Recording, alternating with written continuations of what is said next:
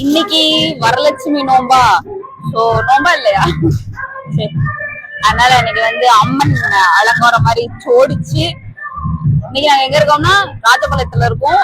இப்போ கோயிலுக்கு வந்தோம்னா இங்க வந்து அம்மன் அலங்காரம் மாதிரி சோடிச்சு, அம்மனுக்கு வளையல், இந்த மஞ்சள் கயிறு இதெல்லாம் பெண்களுக்கு பிடிக்கும்ல. ஸோ அந்த மாதிரி நிறைய பேர் வந்து அவங்களுக்கு ட்ரெஸ்ஸஸ் எல்லாம் எடுத்து கொடுப்பாங்க. நாங்க அன்னைக்கு வந்து வளையல்லாம் வச்சு கும்பிட்டு எல்லாரும் கொடுக்க போறோம். எனக்கு தெரிஞ்சு உங்க ஊர் சைடு இந்த மாதிரி நடந்துட்டு இருக்குன்னு நினைக்கிறேன் இன்னைக்கு. அது முக்கியமா வந்து அது மட்டும் இல்ல, கல்யாணமான பெண்கள் வந்து அவங்கவுங்க கணவருக்காக வந்து விரதம் எடுப்பாங்க. அதுக்கான விடியாத பாக்குறத அவங்களுக்காக அவங்களோட ஆயில் வந்து நீடி ரொம்ப நாள் இருக்கணும் அப்படின்றதுக்காக வந்து விரதம் இருந்து சாமி கிட்ட வேண்டி இந்த மாதிரி எல்லாம் இது பண்ணி 4 பேத்துக்கு வந்து வளையல், ட்ரெஸ்ஸஸ், மஞ்சக்கயிறு எல்லாமே கொடுப்பாங்க. அதுக்கானதான் வரலட்சுமி நோம்பு.